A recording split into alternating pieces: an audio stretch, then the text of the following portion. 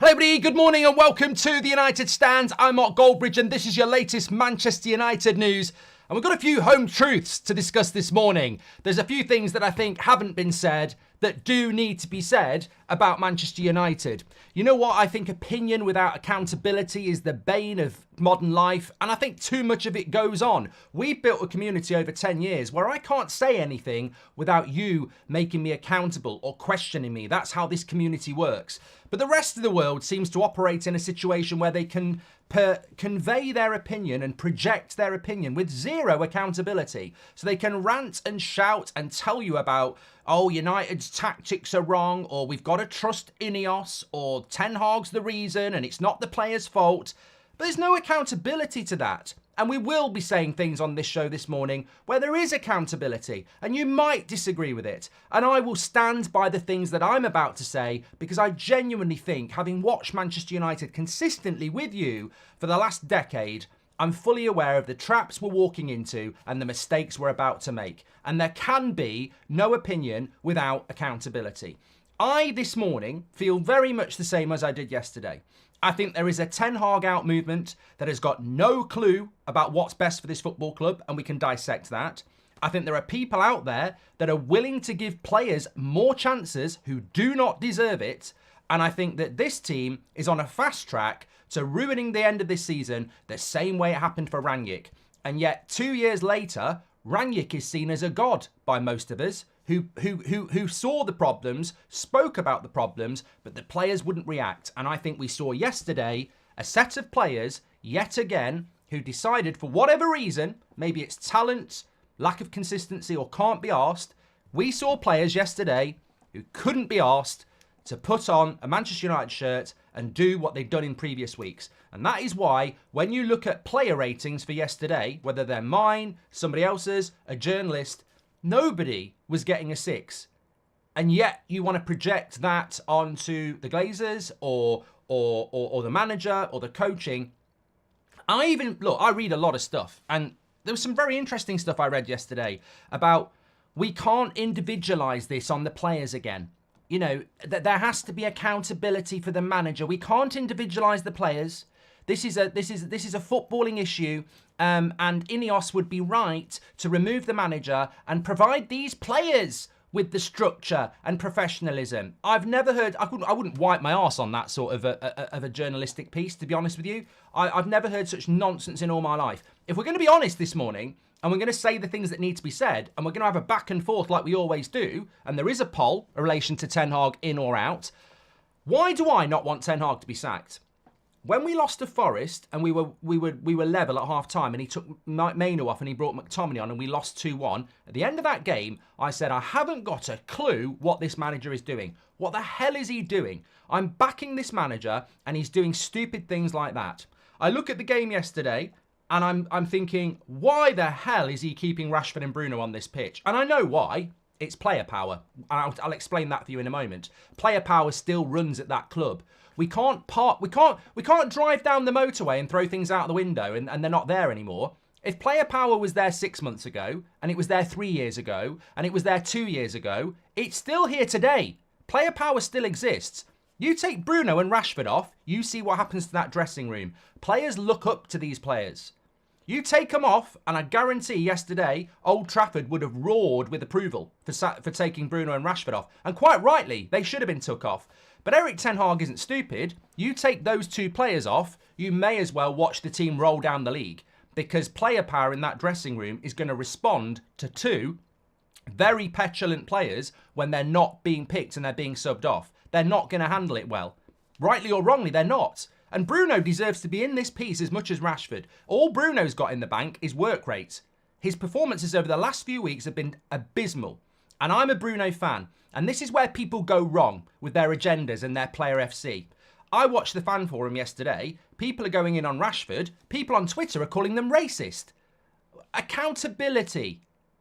Accountability. So we can't call a player bad in a Man United shirt now because we might get called racist.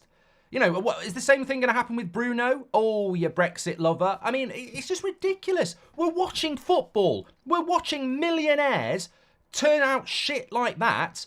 And you've got prats moving the argument onto something that's not relevant. Understand your football club. You take Bruno and Rashford off yesterday. Old Trafford erupts with approval.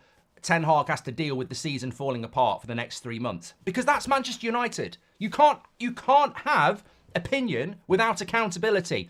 Oh, he needs to take Rashford and Bruno off. Watch what happens if that happens. We'll be finished.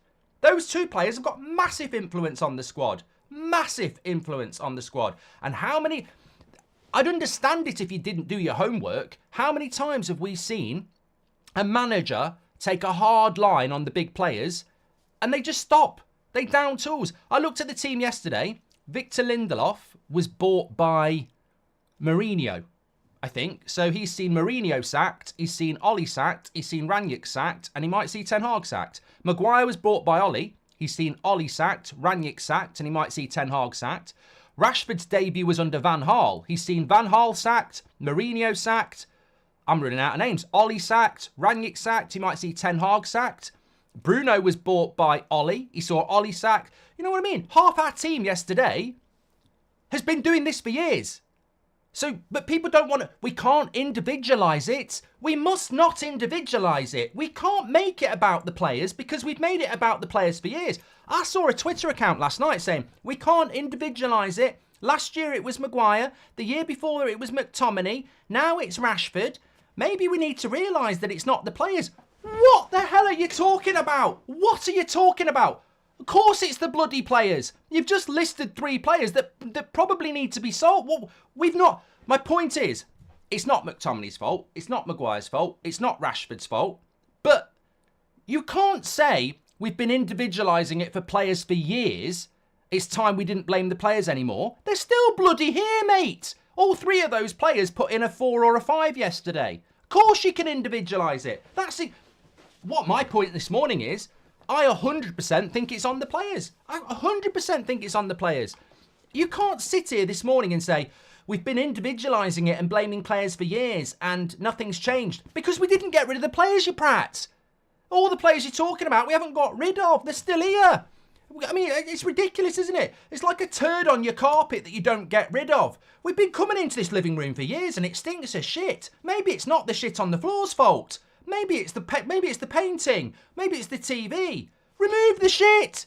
The reason it smells of shit is because you've not removed it. Your living room stinks of shit because there's a shit on the floor. And you've got people going, let's not blame the shit. We've been blaming the shit for years. It might be something else. Remove the shit. It's as simple as that. Remove the shit. And also, just on the manager, I will talk about the manager. There's so much to talk about this morning.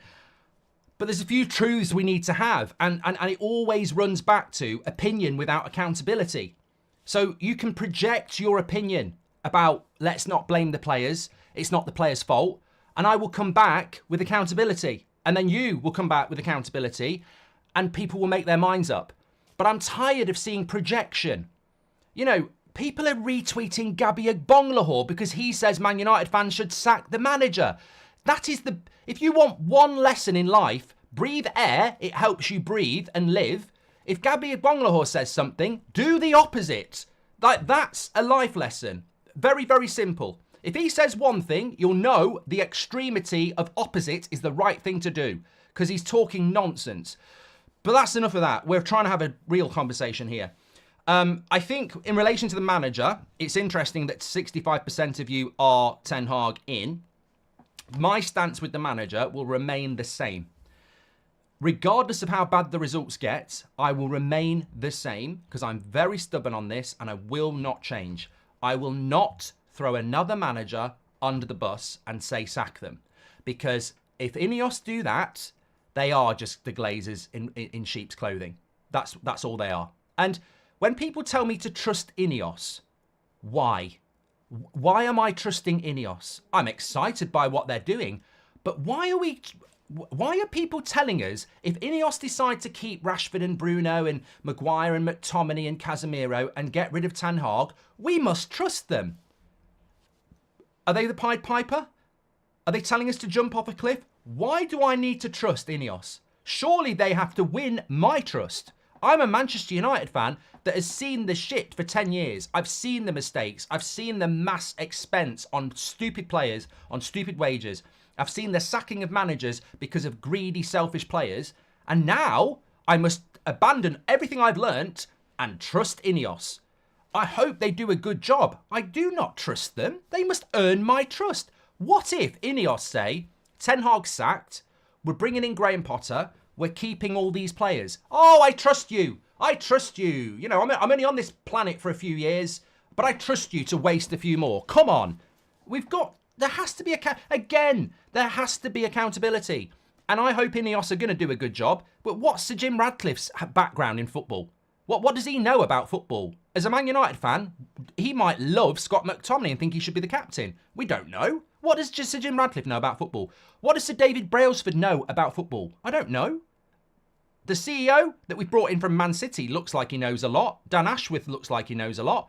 Do they know about managing Man United? Do they know what Man United's all about? What do these people know about Man United? And also, correct me if I'm wrong, the Glazers still own half the club. So, hold on a minute. I'm not going to trust INEOS if they keep all these players and sack the manager. I'm sorry, no, I'm not. I'm going to call for accountability. They are on thin ice. They must make the right choices. And personally for me, if I see INEOS sack Ten Hag, I will say more of the same then. Every 2 or 3 years, sack a manager and let the players win. And that to me is why I don't want that to happen. I don't want it to happen. I want to see genuine change. I want to see players removed. And when we talk about players, I thought long and hard about doing this, but I've not changed from last night to this morning to eating my breakfast to just before I went live. I haven't changed. And I've thought about it. And I've thought it's going to be controversial to say it, but there's always accountability. And you can always come back at me because I will get clipped up as happens.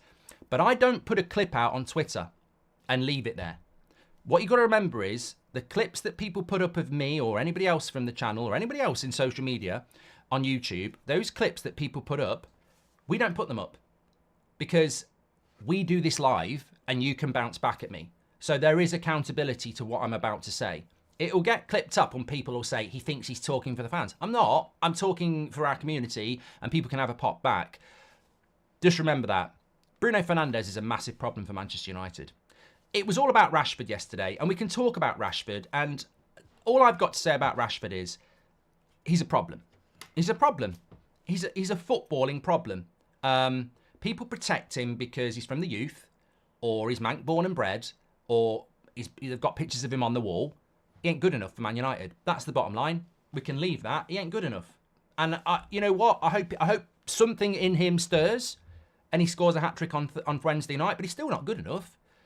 You know, he can score goals. He scored against Spurs, and what did he do? That, or I don't know what he did, and what a prat he looks for that. You know, he is not good enough, and there's something wrong with Marcus Rashford, and he has a huge influence in that football club, and he has a huge influence in that dressing room, and he is a problem that really needs to be discussed by INEOS as to what they're going to do with him, because I don't think he's ever going to find consistency. But while he stays at this football club, he's always going to have an influence on it. And if Marcus Rashford really cares about Man United, he knows that. He knows he has an influence on younger players. He knows he has an influence in the club. And he knows he's a very powerful player in the club. And if he looked in the mirror, he would know he's not Mo Salah, he's not Kevin De Bruyne, and he's not Saka.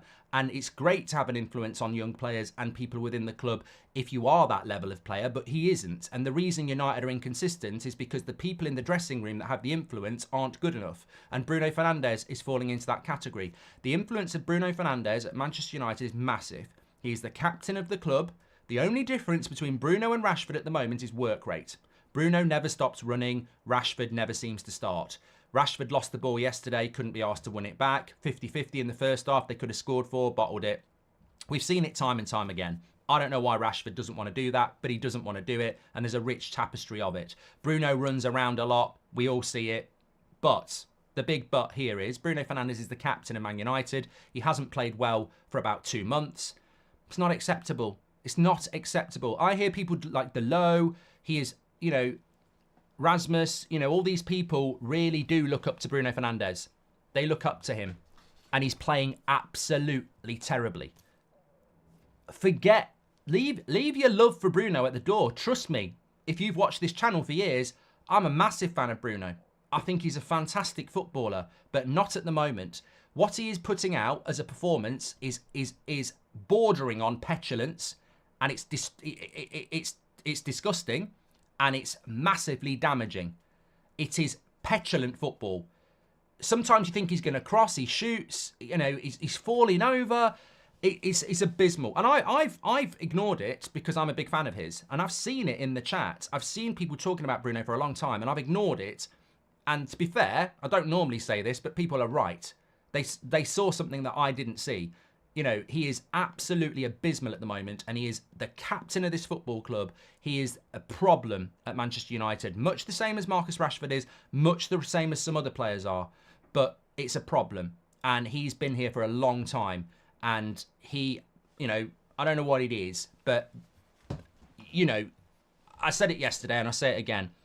We can talk about Ten Hag, and we will in a moment, but you've got two players there who are basically our two best players going into this season, and neither of them have performed all year.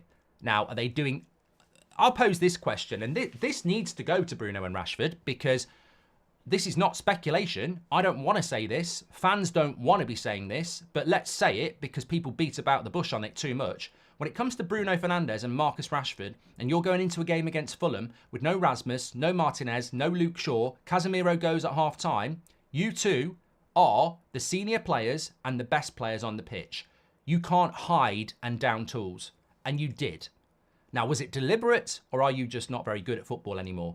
Because it's happened too many times. We've seen it happen too many times in your time at Manchester United. So what is it? Are you putting a United shirt on and you've already made your mind up that you want to see another manager sacked? Or are you putting a Man United shirt on and you're just not good enough anymore? Because it's one of the two. It's as simple as that. And nobody will probably say it, but it is. I've seen Rashford for years. I've seen Bruno for years. There ain't no way those performances yesterday are just an off day. There's too many things going wrong. You know, the lack of effort, the poor passing. You know, it's either they fell off and they're not good at football anymore, or they're doing it on purpose. They're not focused. They're not engaged in the project. Either way, you're at the wrong club, lads. So you know what? You either come out on Wednesday and next Sunday and for the rest of this season and prove what you really are, because you're not that, or you piss off. It's as simple as that. Because I don't care whether you're Rashford FC or Bruno FC. I like both players. It's hard to say this, but I'm Man United FC. I support Manchester United. And I was absolutely gutted yesterday. And when I'm looking at the reasons for it, I am absolutely exhausted of players making me feel like that. And it's been going on for 10 years. And some of these players have somehow survived 3 or 4 managers now. And it's not acceptable. I'll say it again. You can talk about Ten Hag, and we will talk about that now. But when it comes to players, if Marcus Rashford had had a 7 out of 10, or Bruno Fernandes had had a 7 out of 10 yesterday, we would have won. We lost 2-1 to Fulham. People talk about shots on goal. We lost 2-1. They didn't batter us. They didn't miss loads of sitters. We lost 2-1. If Bruno had had a good game or Rashford had had a good game, we would have won that game. And that's the margins, but neither of them turn up. Not good enough.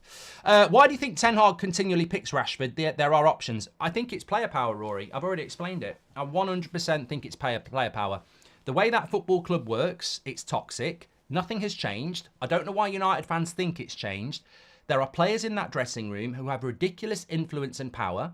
And if they are in a bad mood or they turn on the manager may as well walk. And if INEOS don't understand that and want to sack another manager, then they're part of the problem. You've got to stop this player power. I'm baffled why Ten Hag didn't take them off. But the only reason can be the same reason that Mourinho got the sack. Mourinho could not buy a win in the last 2 months. The players had just completely ignored him. Ollie, their mate, was getting battered by Watford and Leicester because the players had given up on him. You can't put stuff into boxes and pretend it doesn't exist. Player power exists at that football club. Players decide whether they're going to turn it. I mean, God almighty, look at what we did against Wolves, look at what we did against West Ham, and then look at what we did against Fulham. What's the difference? There is one clear difference. The players fancied it against Wolves and West Ham, and for some reason they didn't fancy it against Fulham. I've been saying it for years. You've been saying it for years. You can tell with that United team in the first 5 minutes whether they fancy it or not. They didn't, for whatever reason, they didn't fancy it yesterday. And that's, as a manager, you're screwed. Rangnick knew exactly what he was talking about, but the results were terrible because the players wouldn't play for him. So he'd talk in the press conference about the problems and the players wouldn't play for him even more. But he knew the problems, and Rangnick is a good coach. But at United, he was dreadful because the players couldn't be bothered. We, as fans, and the manager, and the owners, our destiny is in the hands of very temperamental players who will decide when and if they want to turn up. And yesterday was one of those days where they didn't want to turn up. And it doesn't matter who's in charge, what are you going to do when the players go onto that pitch? I mean, Ten Hag said after the game, both halves we started slowly. Mark, a lot of people are saying that you're giving favourable treatment to Ten Hag because the access the club is giving you. Is this true, says Mercia? By a lot of people, I don't really care about a lot of people. I don't take any notice of social media negativity or anything, and I haven't done for months. They're not part of what I'm doing. My accountability is to you, the United Stand. I've been doing this for years. We're going to get into a good section now. You can't have an opinion without accountability. And no matter what people say about me or this channel, if you've been here for 10 years, we've always had accountability. Like, everything I've said gets scrutinised by you. It's always been the case. So if you're saying to me that I'm pro Ten Hag because of access to the club, what access to the club? I'm not in press conferences. I can't get an interview with Marcus Rashford or Eric Ten Hag. We got an interview with Rasmus that took fucking ages, and it's got nothing to do with the club. So this is just bitter, jealous people who, when I tell them their Ten Hag out opinion is flawed, they start attacking me. They may as well call me a Forest fan. You know, again, it's just, it's basic Gabby Bonglahor tactics.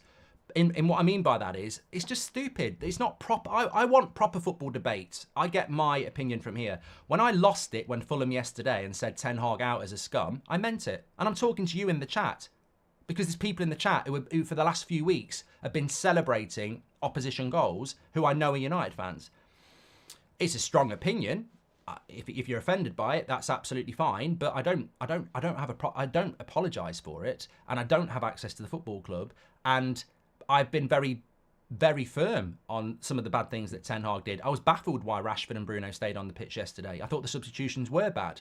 But the flip side of that is, have I not said to you for the last year, I will not sack this manager because I do not believe on pure principle that sacking a manager is going to do anything for this football club. In fact, I think it will make things worse because it will be a big red flag that INEOS are the same as the Glazers and they blame managers for problems that they've created. Players. That's where it needs to be. Hi, Mark. Great show. You're right. These players need to go. They can't be asked. We're not good enough. We're going to talk about Ten Hag now anyway. Rashford only had one shot on target the entire game. Now he knows how Højlund feels in the striker role. Oh, you know what, Ricky? This is great because now we're getting a bit of banter, a bit of back and forth going. I had people saying to me yesterday, why are you picking on Rashford when Rasmus plays like that? You say it's hard. Oh, my God. You know, you don't need to go to Specsavers. You need to go and watch another sport. If you think that you can compare Rasmus' lack of service to Rashford yesterday, you're watching the wrong game. Rasmus runs the line, occupies the ball, fights for the ball, tracks the ball down, holds the ball up, brings other people into the game, and gets no service. Rashford runs nowhere, doesn't go in for 50-50s, doesn't hold up the ball. The only similarity is there was no service for Rashford and there was no service for Rasmus. Apart from that, it's like comparing a bloody bag of cement to a lion. Like, there's no comparison. And yet people, this is what I mean. Opinion with no accountability. People project, oh, it's not fair that Rashford's getting stick because Rasmus gets no service, and they drop a tweet and they walk away. Well, I'm going to come back at you then. Well, let's look at the game. Where was the hold-up play from Rashford? Where was the running of the channels? Where was the tracking back? Where was the interaction with players? You know, where's the movement? Where's the occupiance of centre-backs and pushing them back? Where's the leader of the press? Oh, no, that doesn't matter. It doesn't matter. It's just not fair. Bollocks. Your opinion's rubbish, and accountability has sunk you.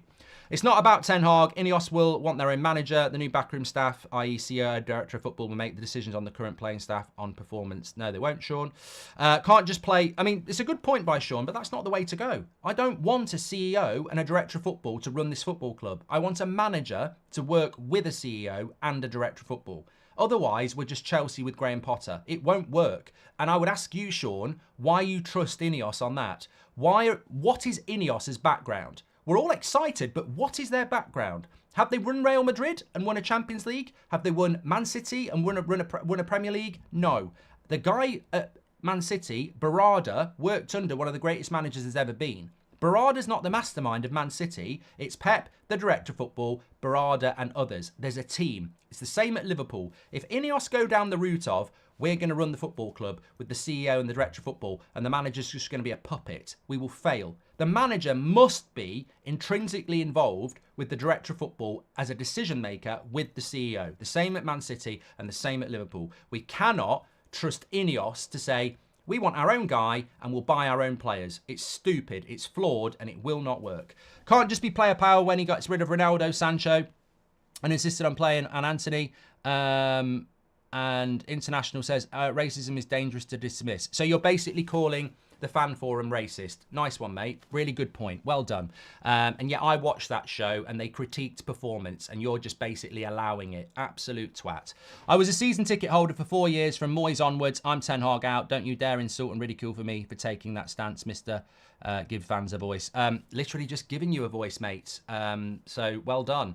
I think that if you take insult and feel ridiculed, then you're obviously not a very intelligent person, are you? Because you're not listening.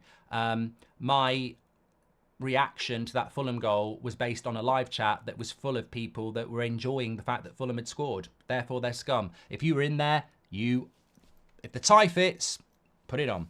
Some of these journalists and pundits are not even United fans. They play for other clubs or support other clubs. They enjoy Man United losing. Why should we listen to them? Says Sarvish. People, please understand that Mark is not biased to Ten Hag. He's stating something any manager would need, their own squad. Then you put it on the manager, says Dowell. There we go. Hate on Rashford, white man. Great comment. Thank you very much for the super chat. If the fans don't think millions of wages... I mean, look, you can have a pop at the forum and I think you're an absolute imbecile. Don't come having a pop at me. My match reaction was about Rashford and Bruno. I've spoken about Rashford and Bruno. So you're outing yourself as completely and utterly ignorant and incapable of functioning in a modern society where it's opinion and accountability. You're throwing words out because you have nothing to come back. I think Gabby Agbonlahor might be back on the radio on Wednesday morning. That's the sort of level that you need to be. I think you'll be very happy in that little niche of stupidity. Sherlock says, in bringing Eriksen, also part of player, stop diverting mistakes of Erik Ten Hag to player power. Both players and manager are mediocre. Sherlock, thank you very much for your super chat. I've sort of answered what you've said before. I didn't agree with the substitutions yesterday, but that doesn't change the fact that some of these players have been here for years and sacked the managers. Mark, here in Florida, it's 5 a.m. I just got home from a night out. I'm Ten Hag in. I just wanted to say thank you for the voice and community. Thank you, Juan. Fed up with Rashford and some players completely downing tools. People complaining about what Ten Hag said, but what he's supposed to do, throw him under the bus, says Raf. Erik Ten Hag needs more time to...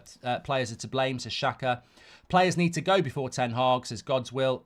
Mark, me and my mate Preston were at the game yesterday. And it was an exhausting game to watch. We couldn't play football. It was sad to see, says Joe. What does he do good? As in, what is the basis for you wanting to keep him, says Rory. My basis to want... Oh, I mean, I don't know whether... I don't know, Rory, I don't know... You sometimes come out with good comments and then sometimes I think you're doing something else while you're watching the show.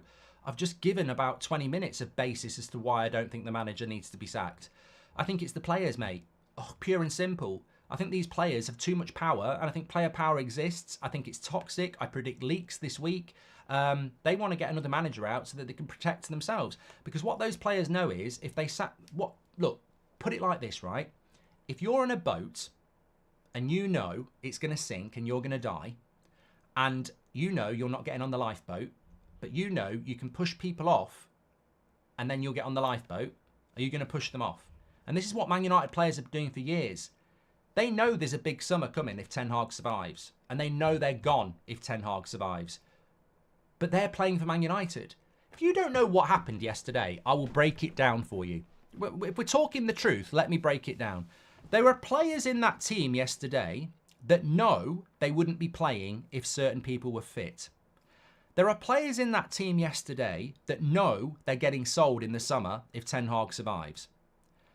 But those players also know from their agents and everything else, if Ten Hag gets the sack, you probably won't get sold because the new manager will want to give you another chance, just the same as Ten Hag did when he replaced Rangnick and the way that Oli did when he replaced Mourinho. So the best thing that can happen for you is that Ten Hag gets the sack. Now, it's worrying because he's won 4 games in a row. Really could do with a loss today. Now, people are going to be stunned by that statement, but what about it doesn't make sense? That performance yesterday was the definition of down tools. Look at some of the passes. They're 5-yard passes under no pressure. Look at the laziness in some of the players. Look at the lack of effort. Look at the times we've got the ball in a simple passes on and we just boot it to a Fulham player. Those players know their future is in danger and they know if the manager gets sacked, they'll survive. It's as simple as that. Get the players out before the manager. I've seen them fail too many times, says Daniel Hodgson. Thank you very much for that. Some people say sack the manager and the players. This is a great point. I wanted to talk about this because, you can't have opinion without accountability. And I'm not just going to project, get rid of the players and keep the manager. Can you get rid of the players and keep the manager? You could do, but it's dangerous because then you're putting your hands in the director of football who's not even here yet, or Sir David Brailsford, or Sir Jim Radcliffe, or Barada, who's not even here yet. I think it's massively dangerous to let strangers come in, sack the manager and sack a load of players. What do they know about the last few years? It'll be one or the other, is my prediction. Either the manager will stay and we'll get rid of a load of players, or the manager will go and we'll keep a load of players. I don't see anything in between. And anybody who does... look, let's just use this one for a moment, right? Last night, after the game, I can see a load of people talking about Nagelsmann. Go and get Nagelsmann. And then it gets loads of retweets because people are feeling very vulnerable and angry and frustrated. So they see an escape route. They see an alternative. So they jump on the Nagelsmann movement. And the people who are putting this opinion out think that they're some sort of hipster. Let's get Nagelsmann in. And yeah, okay. You listen to Nagelsmann, he sounds very similar to Ten Hag before we got him in. So is he not going to face the same problems of player power and lack of players that can play the way he wants to play? That's problem 1. Problem 2, he comes into the club and he doesn't sell the players because he thinks arrogantly, like Ten Hag thought, based on what Rangnick said, and like Mourinho thought, based on what Van Gaal said, I'm going to ignore the problem of the previous managers because I'm my own guy and the players will play for me. And he'll make the same mistakes. He won't get rid of the players. And third of all, and the biggest mic drop on Nagelsmann, and it makes me laugh because, again, we're going back to opinion without accountability. People project opinion, but they don't face accountability. Now, I do. You give me accountability. You give me alternatives. You really make it very difficult, and you have done for 10 years. That's fine. I'm used to it. But a lot of these people who are out there have no accountability. They project an opinion, and they're right.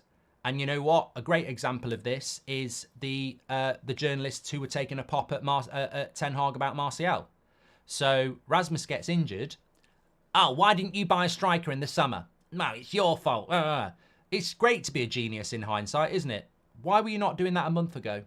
Why did you not do that 3 months ago? Why has it taken Rasmus's injury for you to realise that you're some sort of genius that we should have bought a striker in the summer?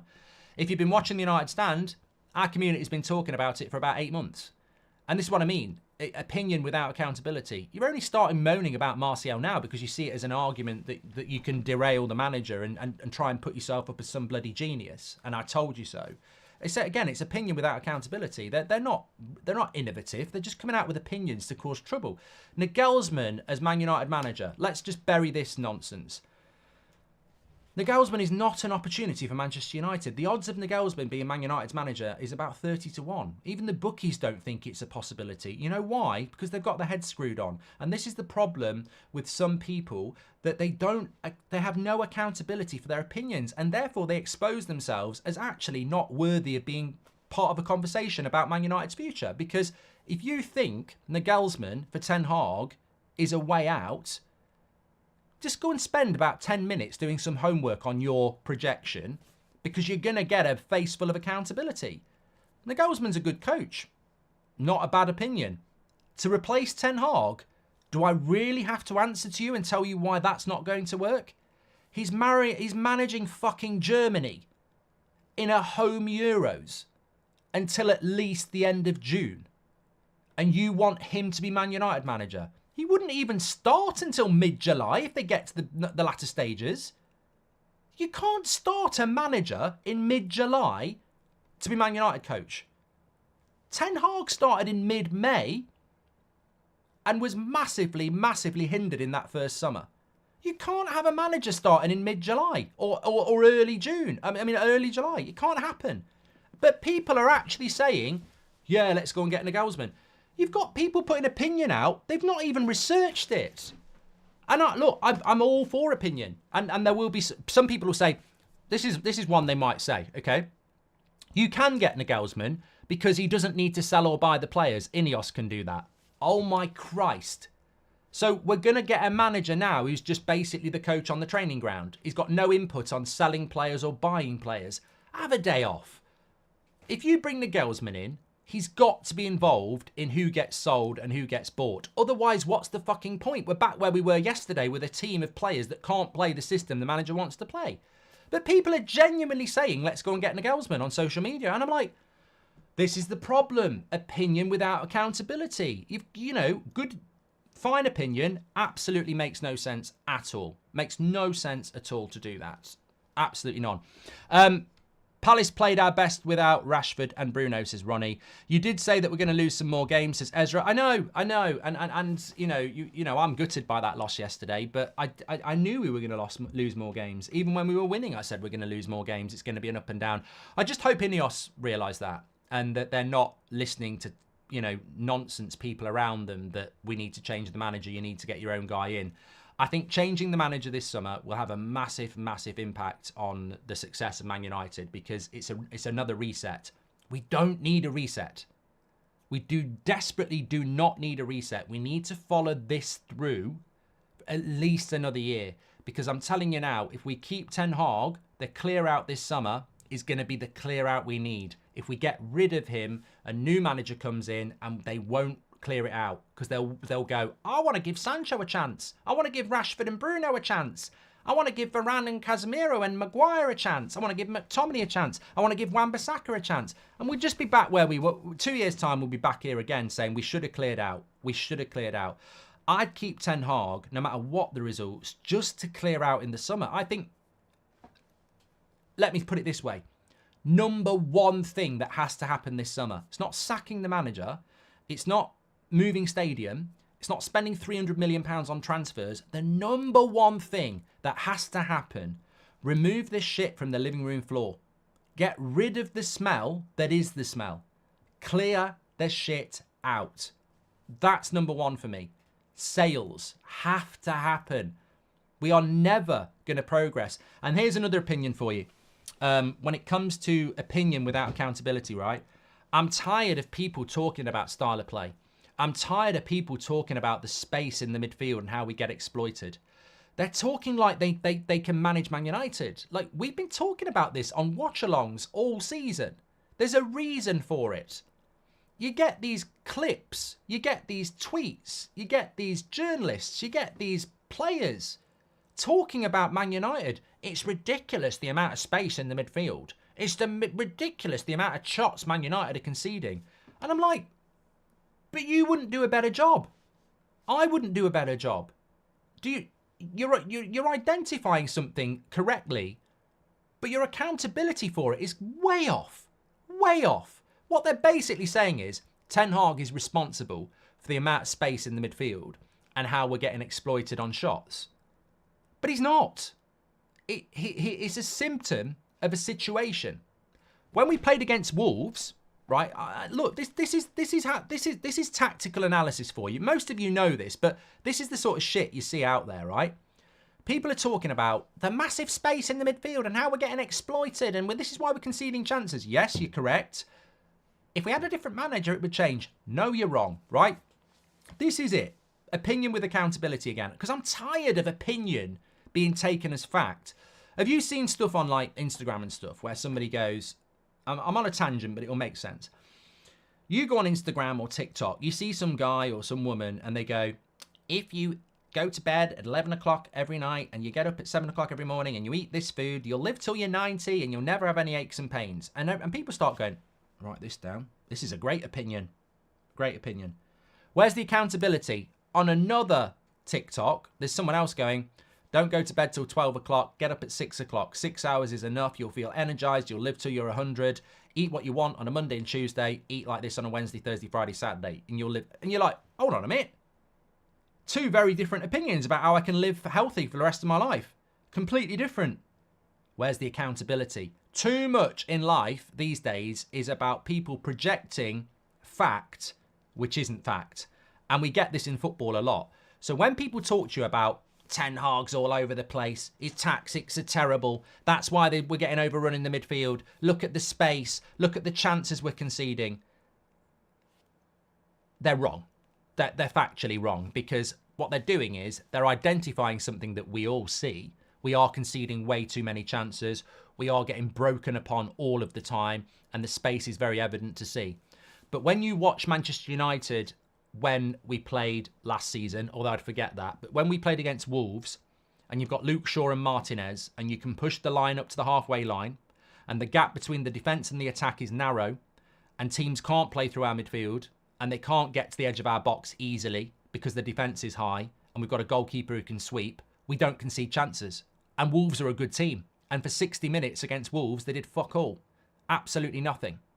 Absolutely nothing. And I remember it happening a few times last year as well. We played Spurs at Old Trafford. Fred played in the midfield. High line. We absolutely squashed the life out of them. Why don't we do that every game? Oh, well, here you go. Here's your accountability. When you've got Lindelof at left back and you've got Maguire at centre back down that left-hand side, you play a high line, you're going to get beat 6-0. You can't do it. So you drop your defence to the edge of the box. But then your attack is still going to press because you're at home. And then when the attack doesn't press well, because you've got people like Rashford and Bruno in the attack who just are having a bad game, and Fulham play through the press, they're suddenly running a back four with loads of players and loads of space. It's a symptom of the players that we're picking.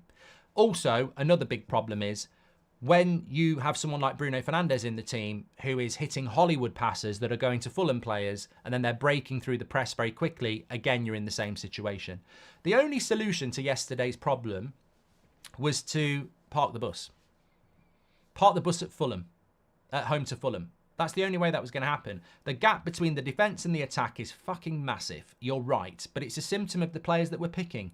It's not a tactic of the manager. He is basically protecting his defence, but he has to go on the front foot because we need to win. And we're at Old Trafford. So you end up with a situation where if players don't play well, you're going to get exploited. And when Bruno's giving the ball away and Rashford's not putting the work in, your press doesn't work. So Fulham work through the press and are at your back four who's on the edge of the box, and you're going to get loads of shots on goal. And that's what happens. But I'll guarantee you, yesterday, if we'd had Luke Shaw and Martinez in that defence, Fulham would not have broken upon us because we'd have been more compact. And if we'd had Rasmus up front, we'd have had a better press. And if we'd have took Bruno and Rashford out of the team and put two players in who are actually, up for it, again, we might have kept hold of the ball more. It's a symptom of the issues that Ten Hag faces. It's a symptom of the issues that we face as a football club at the moment. There is no manager in the world that is going to get us to play like Man City or Liverpool with the team yesterday. It can't happen. We haven't got the players to do it. And that's, that's opinion with accountability. Yeah, you can watch all the clips you like. You can watch the game back. You can talk about the space in the midfield. It's going to happen again. When we play Everton at home, it's going to happen again. We can't sit and park the bus against Everton, who are in a relegation battle. We've got to press them, and we'll press them. And without Martinez, we'll have a deep line, and they will play through the midfield. I can predict the rest of the games that we've got. I think against Forest on Wednesday, I think we might actually win. I think we might beat Forest on Wednesday because we're playing away from home. Mainu seems to play better away from home at the moment. I don't know why that is. But we will play better away from home because we won't press high. We'll invite them on and we'll counter on them. I think we'll beat Forest on Wednesday. Man City, we better park the fucking bus. Do you think a new manager will play exactly the same then, says Robert? I think that Well, the interesting thing about that comment, Robert, is very easy. It's, do I think a manager will play the same way? If the manager, if Nagelsmann or Hansi Flick were given that squad yesterday, the only other thing they can do is park the bus and counter-attack, which is never going to go down well at Old Trafford. You try and play a different way, you get exposed. So with those players, very difficult to play any type of football that we want to see because they're not capable of doing it. When you've got Maguire at centre-back and you've got Victor Lindelof at left-back, you have to play deep. You have to. But then you want to press. So you create this massive gap between the attack and the defence, which if you don't keep the ball well, you're going to get exploited on the space. Any manager's going to struggle with that. To be honest with you, yesterday we'd have been better off with someone like Sean Dyche in charge. We would. We'd have been better off yesterday just being very deep and very compact. But it would have been a horrible watching Fulham, have the ball, trying to play through us and us not looking to move forward. Old Trafford would have been booing after 10 minutes. It's a very difficult situation to coach a team that's not capable of doing the things you want, and the only alternative really is to sit back and play deep. And you can't do that at Old Trafford. But I think away from home, it does suit us. You have a big heart, Mark, and a lot of love and joy to give, so don't listen to all the noise about you being this or that. We who love you knows you and will always support you. God bless us, Andres. Mate, all I'm bothered about is this community. We've built it from accountability on day one. You know what? I remember when I started the United Stand and loads of United's websites and stuff that were around at the time absolutely went in on me and got loads of shit on social media, and it was a baptism of fire that stood me in good stead ever since. And basically, I said Fellaini's not a Man United player, and at that point, he was scoring goals, and I was just starting out in content, and I was on a Sunday night show. I think Kev was on it, Rich was on it, Martin was on it, and I said, I don't like Fellaini. I don't like Fellaini. He's not a Man United player, and he was scoring goals, and he went all around Twitter, and all these United influencers at the time, most of them aren't around anymore, were like, who's this fucking idiot and everything like that. But I gave an opinion with accountability. I didn't just say, like you see a lot of people say, Haaland's shit, this, that, and the other. Like I said the other day, Haaland doesn't start for Liverpool. A lot of people didn't agree with it, but I had accountability for it. I explained it. And with Fellaini, I said, he's not a Man United player. He's a battering ram. He's too slow. He's not good on the ball. He does score goals, but it's not the way we should be playing. He's not a Man United player. I don't like him. We can't build a future with Fellaini. And I got a lot of shit for it. And it was an opinion that a lot of people didn't like. But there was accountability. I faced up to it. I answered it. And I stood by it. I was convinced he wasn't good enough. And I gave players that I thought were good enough and should be playing instead of him, like Juan Mata, etc., like that. So I've always given opinion, and I've always been open to accountability. And my accountability is to you. And we will fall out and we will disagree. I've always said that. But I'm not going to stop saying what I think, and neither should you, because that's the whole point. You'll have disagreed with a lot of what I've said today, but you probably will have agreed with a lot of it. But I stay true to what I believe. I believe 100% that the players are the problem at Man United. I could spend hours talking to somebody in a pub or a restaurant down the park now who doesn't think the players were at fault yesterday, and we would never ever agree, because I would be like, I don't know what you're watching. Like, how can you say it was so obvious that it was the players yesterday? They didn't give a shit.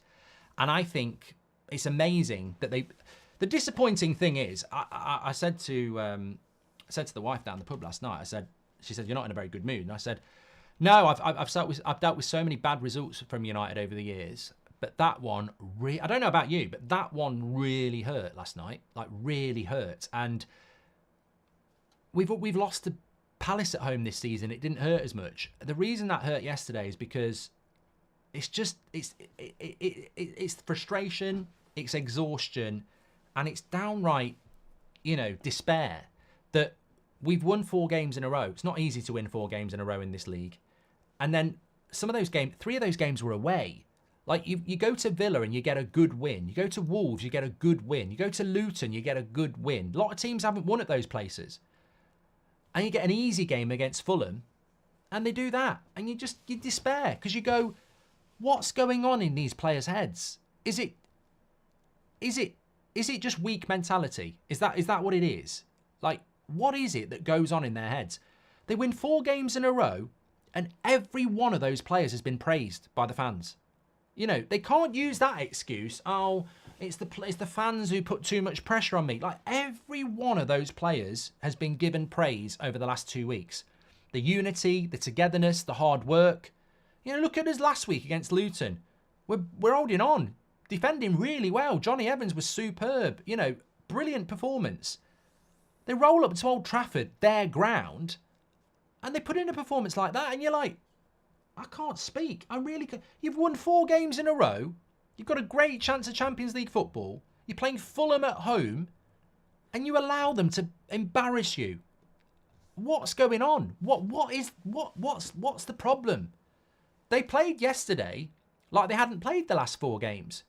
And that is exhausting. That is despair. That is frustration. And, you know, I was looking at Ten Hag on the touchline, and some people were saying he hasn't got a clue. And I was like, I don't think he hasn't got a clue. I think he's feeling exactly the same as us. He's absolutely baffled how they're putting in a performance like that after what he's seen over the last few weeks. But that's the problem with these players. And that's why these players need kicking out, because I don't think they can change. I mean, we've had Jose Mourinho, we've had Ole Gunnar Solskjaer, we've had Ralf Rangnick, and now we've had Erik Ten Hag. 4 different personalities in the sense of dictator, friend, professor, hipster. 4 different types of managers, and the players don't respond to any of them. That's, if INEOS can't see that, then we're in big trouble. I firmly believe the players are the problem. And yes, you can change your manager if you want to, but it doesn't fit. Sacking the manager doesn't mean clear out. Keeping the manager means clear out. So I want to keep the manager. Again, opinion without accountability. There will be an opinion that we can do both. We can get rid of the manager and we can get rid of the players. Let's be honest. Accountability says that won't happen.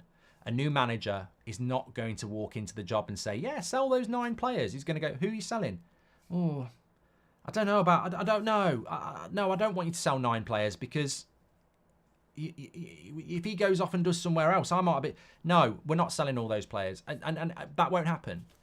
But the scary thing is, and this is where you've got to be very careful about people who tell you to trust INEOS. I hope INEOS are going to be good. But think about it like this. I will drop this bombshell. If you sack the manager, we won't get rid of a lot of players, because the new manager will say, I can do this, I can do that. If you keep the manager, we will clear out a lot of players. What's the cheapest option? What's cheaper? Clear out a load of players or sack a manager? Sack a manager. Mic drop. No change.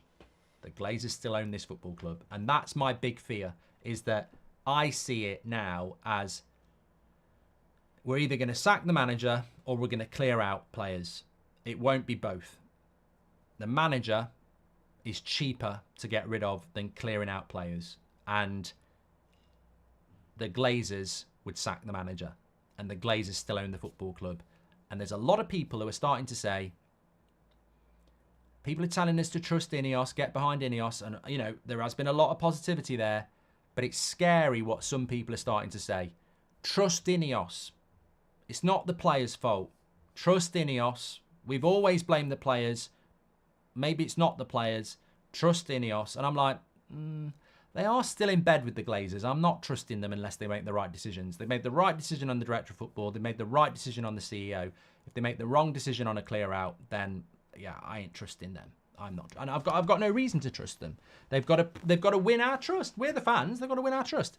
Savage says this has been happening for years. It's not an on-manager, but if we don't change coaching and fitness setup under manager, Rasmus will end up in the same situation as Bruno.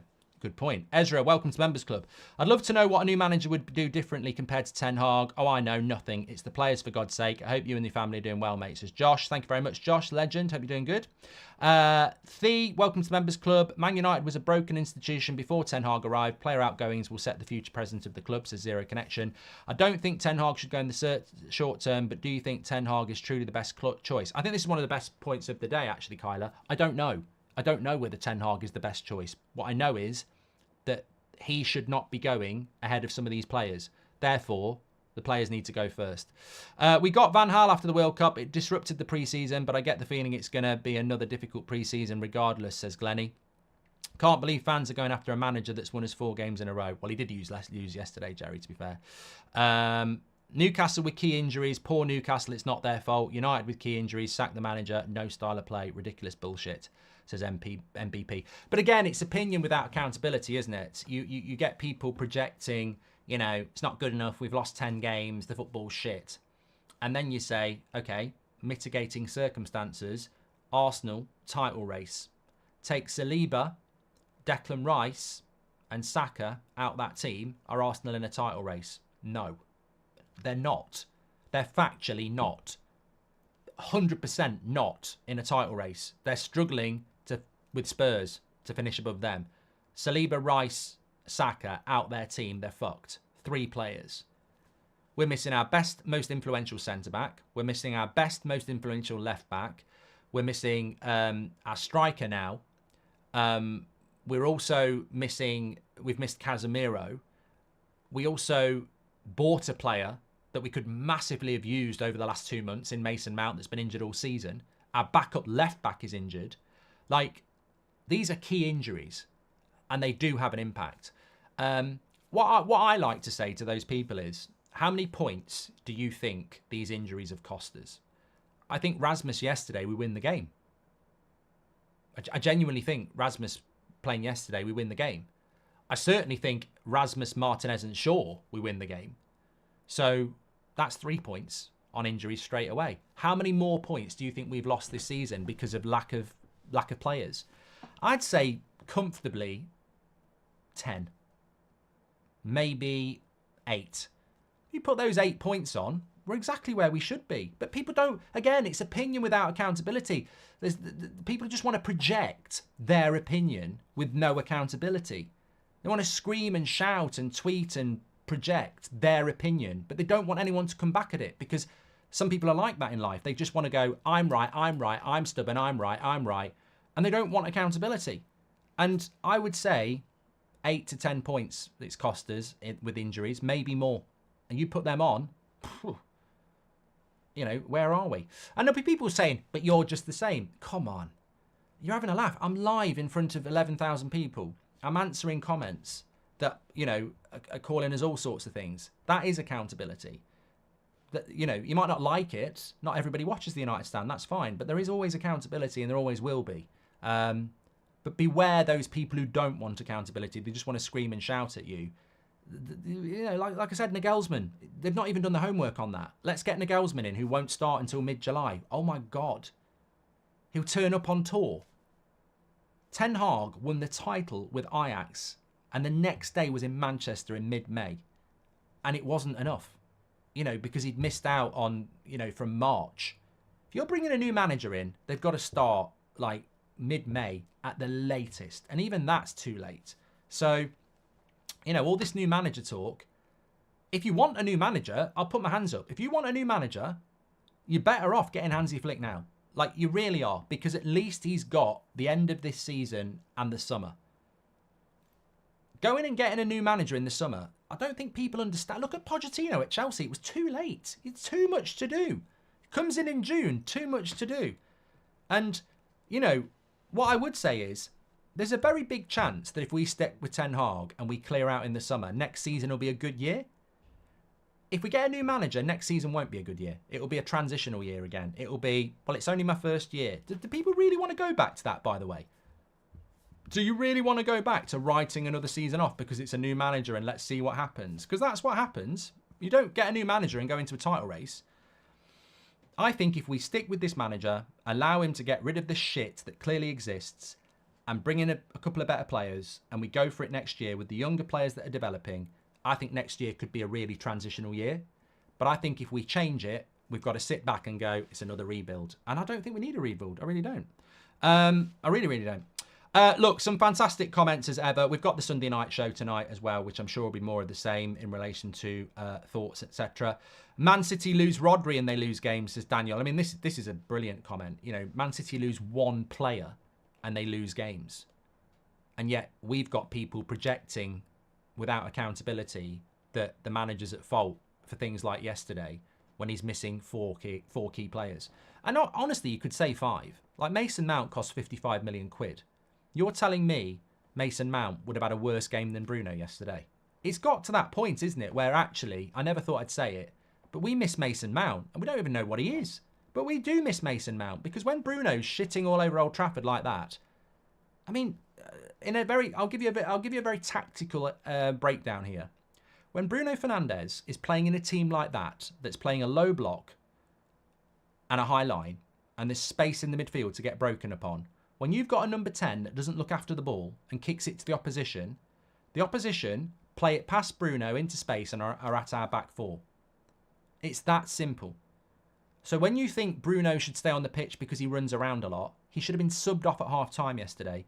He was continually giving the ball to a team that they could then move past him and get at our back four because they're playing deep. Understand football with accountability. You'll understand that no matter how good Mason Mount is, we actually missed him yesterday because he should have been coming on and Bruno should have been coming off. And Eriksen was bloody useless. Rubbish.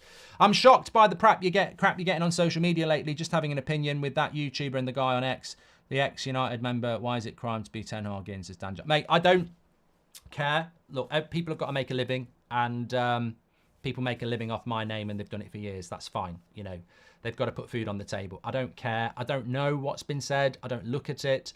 If you see it and you want to, you know, get involved in it, it's up to you. But I don't. When I take a pop at Ten Hag outers, they're in the live chat in a watch along. My community is you. I'm only interested in what you're saying. I don't go looking at other stuff. I haven't got time. This takes enough of my time. I've got That's Football, podcasts, you know, other stuff going on. If people think I stop watching this and go and look at other content, I do read stuff journalistically. I do look at interesting people that I follow on Twitter who I don't agree with, and I'll bring it into the show, but I ain't got time for that. And to be honest, it's so 2017, you know, that sort of stuff. I think it's interesting that people still use that tactic to grow, but you know, they've got to make bread. Good luck to them. I'm not interested in any of that. I know what I mean. I know what I say. I know what I think's best for Manchester United. And I know yesterday evening, I was absolutely gutted. You know, just floored as a Man United fan. And if that's a problem for people, then, you know, jog on. If you're putting your energy into celebrating losses and stuff like that, I don't know what to say. I'm just absolutely gutted with that result yesterday. And that's what real support's all about, wanting to win a game. You know, you saw me when Harry Maguire scored. I was just like, oh, Seb, come in. And then it's just horrible. That's football, though, isn't it? The highs and lows. Does him staying guarantee a clear out? Nothing. No, Robert. No, it doesn't. But I think it guarantees a clear out more than replacing him 100%. Do you think Bruno could be run down from playing so many games in a row, says Will? He plays every game for us in Portugal. Well, we've spoken about that, Will, but that's no excuse for a senior player who's the captain to be giving the ball away like that. The petulance as well. It's really bad. It's really damaging. You mentioned yesterday if Rashford or Bruno had a 7 out of 10, the game would have been won. I wonder why he didn't take them off, as he doesn't have faith in other players to turn the game around, says Gary. Yeah. Also, I think it would cause I think if you subbed Bruno or Rashford off, I think their reaction this week would be a massive problem. Player power is a problem at that football club. The only people who can prove it's not are people like Bruno and Rashford. And instead of getting their knickers in a twist and playing a victim, they need to go and do something they're not doing, which is play elite football for an elite football club. Are they in the last chance saloon? I think some people have given up on them already. I will always give Bruno and Rashford and Maguire and McTominay and any other player that I've criticised credit if they perform in a shirt. But if they don't, they're part of the problem, aren't they? Right, thanks everyone for watching. Absolute legends this morning. I hope you got something from it, because it's certainly been a bit of therapy for me to actually talk about stuff. And I think that's the big thing to take away, isn't it, in life as well. You know, you see all these people telling you all this stuff, but then just projecting their opinion without accountability. Always think about what you're being ranted or projected and go, am I just listening to somebody's very forthright, passionate opinion? Or are they actually breaking it down and looking at, you know, the holes in their opinion? And I think that's something we've always done, whether you agree with it or not. I can certainly be stubborn and everything like that, but I'll always explain it and I'll always allow people to have a pop back. And as I said, the Nagelsmann argument, it's just, I just scan past it when I see it. I'm like, these people are clueless. Nagelsmann's the next Manchester United manager. I heard somebody last night say, Yeah, but while he's managing Germany, he can be sorting out transfer business. I'm like, you've got no idea, have you? With all due respect, he's not managing Scotland. He's managing one of the biggest, most successful countries in international football. Germany are not going to let him go part-time to sort out Man United transfer business when he's managing Germany in a German Euros. He's going to be 100% Germany until at least the end of June. And you think that's a solution for Man United? Come on. On one hand, you can get everything done in July. And on the other hand, they'll be going, we'll never get everything done in the whole summer. You know, accountability. The players wasted the match yesterday. They let the fans down. The players did not even try. Top 4 gone, says Mohammed. I think it was on the players yesterday. Thanks, everybody, for watching. 64% of you are still Ten Hag in, which I think is a lot to be Ten Hag in after what we saw yesterday. So, you know, I think that's a positive at least. Take care, everyone. Speak to you soon. I don't listen to the haters, RR. I learned that lesson a long time ago. Let the haters hate. We're back at 8. I'm also doing the Carabao Cup final on That's Football. I'm sure you will be watching. I'll be live from about 2:30. Yeah, speak to you in a bit. Take care.